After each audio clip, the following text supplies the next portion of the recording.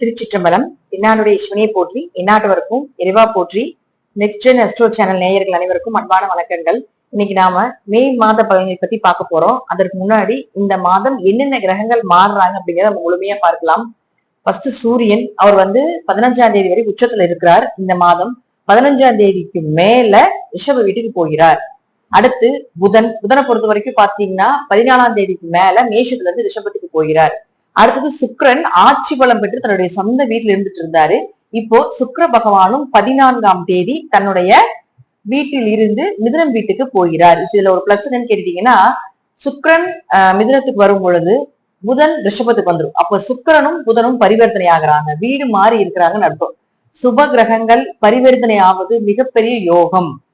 யாருக்கெல்லாம் சுக்கிரனும் புதனும் உங்க லக்னத்துக்கோ உங்க ராசிக்கோ யோகத்துல இருக்கார், நல்ல நிலையில இருக்கார் அப்படின்னா, இந்த மாதம் இந்த சுக்கிரனும் புதனும் பரிவர்த்தனை ஆவது உங்களுக்கு மிகப்பெரிய ஒரு ஜாக்பாட் ஆகவோ அல்லது உங்களுக்கு என்னென்ன தேவைகளோ அதெல்லாமே பூர்த்தி பண்ணக்கூடிய அமைப்பை நிச்சயமாக ஏற்படுத்தி கொடுக்கும் அப்படிங்கிற அமைப்புகளும் உண்டு.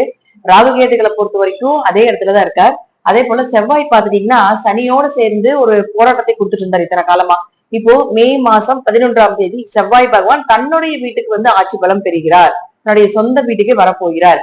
இப்போ ஒவ்வொரு ராசிக்கும் எப்படி இருக்கும், முழுமையாக இந்த கிரகங்களுடைய மாற்றங்கள் என்னென்ன செய்ய போகுது அப்படிங்கிறத நாம இந்த வீடியோல முழுமையா தெரிந்து கொள்ளலாம். விருச்சிக ராசிக்கு உண்டான மே மாத பலனை பத்தி பார்க்கலாம். விருச்சிக ராசிக்கு 1 மற்றும் 6ஆம் அதிபதியாக இருக்கக்கூடிய செவ்வாய், அதாவது உங்க ராசி அதிபதியான செவ்வாய் வலு பெறுகிறார், ஸ்ட்ராங்காக போகிறார். 11ஆம் தேதிக்கு மேல செவ்வாய் தன்னுடைய சொந்த வீட்டுக்கு வரப்போகுதுங்க. இப்பவே ஆல்ரெடி 5ல் இருந்தாலும் நன்மைகள் தான். 5ஆம் இடத்துல ராசி அதிபதி இருக்கிறது, அதிர்ஷ்டங்கள், குடும்ப ஒற்றுமை நல்லா இருக்கிறது, குழந்தைகள் மூலமாக உதவிகள் கிடைக்கிறது, குழந்தைகளுடைய தேவைகளை பூர்த்தி பண்றது, எல்லா நலன்ல விஷயங்களும் 5ஆம் இடத்துல இருக்கு. 11ஆம் தேதிக்கு மேல தன்னுடைய சொந்த வீட்டுல ஆட்சி பலம் பெறுது.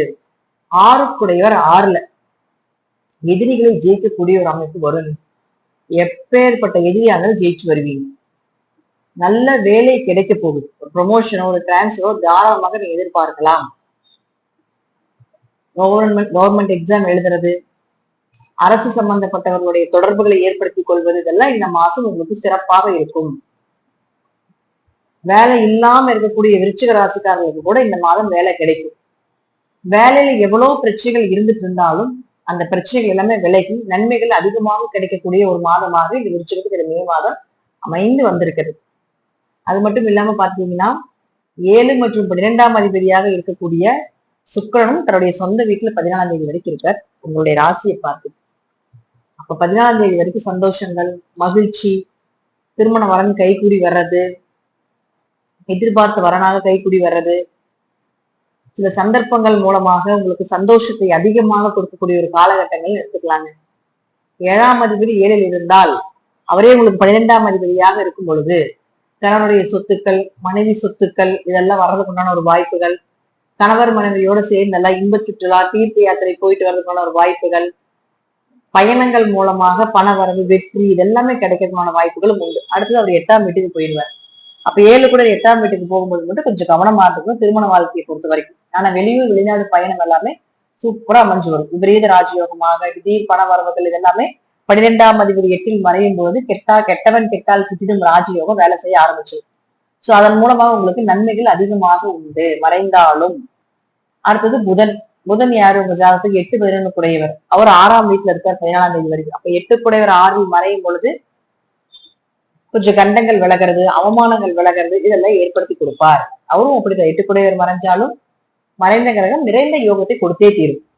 அப்போ 11ஆம் அதிபதியாக உங்களுக்கு 6ல் இருக்கிறார். அப்போ கொஞ்சம் ஒரு 14ஆம் தேதி வரைக்கும் உங்களுடைய பண வரவு எல்லாமே கடன் அடைக்கிறதுக்கு, நோய்க்கு செலவு பண்றது, படிப்புக்காக செலவு பண்றது, வேலைக்காக செலவு பண்ற அமைப்பெல்லாம் இருக்கும். அதற்கு மேல பாத்தீங்கன்னா அவரும் 7ஆம் வீட்டுக்கு வந்துருவார். அப்ப 11ஆம் அதிபதி 7ஆம் வீட்டுக்கு வரும் பொழுது மனைவி மூலமாக லாபங்கள், கணவர் மூலமாக லாபங்கள், அல்லது உங்களுடைய லாபங்கள் எல்லாம் உங்க மனைவிக்கு கணவருக்கு செலவு பண்றதுக்குண்டான ஒரு வாய்ப்புகள், குழந்தைகளுக்கு செலவு பண்றது, பார்ட்னருக்கு செலவு பண்றது, நண்பர்களுக்கு செலவு பண்றது, இந்த அமைப்புல ஏற்படுத்தி கொடுப்பார்.